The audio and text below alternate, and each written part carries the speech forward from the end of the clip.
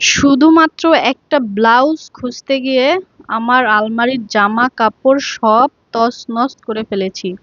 তো ব্লাউজটা যে কোথায় ছিল তা জানি না, কিন্তু কাঁথা, বালিশ, মানে জামা কাপড় যা ছিল, শাড়ি টাড়ি সব বের করে খুঁজে তারপরে ব্লাউজটা পেয়েছি।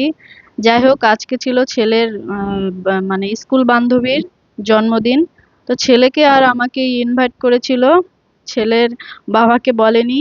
তো সাজুগুজু করে শাড়ি পরে ভালো মতো হাঁটতে পারি না, এর জন্য গুড্ডুর বাবাকে বলেছি একটু সামনে আগায় দিয়ে এসো।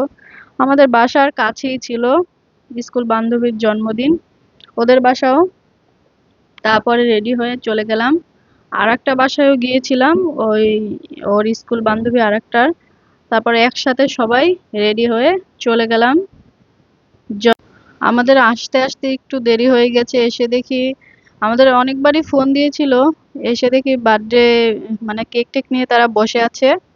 তারপরে আমরা যেই বাসায় ঢুকলাম তাড়াতাড়ি করে কেকটা কাটলো সব বাচ্চারা মিলে। খুব মজা করেছে। আর এখানে আশীর্বাদ করা হচ্ছে গুড্ডুটাকে।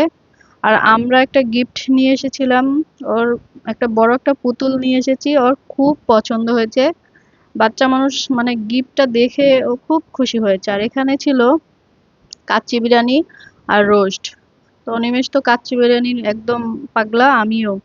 আর খাওয়া দাওয়া করে এই এটাও গুড্ডু সোনার স্কুল বান্ধবী, তো বলছিল একটু নাচানাচি করবে। কিন্তু একদম 10:30টারও বেশি বেজে গিয়েছিল, গুড্ডুর বাবা ফোন দিয়ে বলছে তাড়াতাড়ি বাসায় আসো, এত গরম ছিল। তো আমরা বাসায় চলে আসছি, আর ওরা ছিল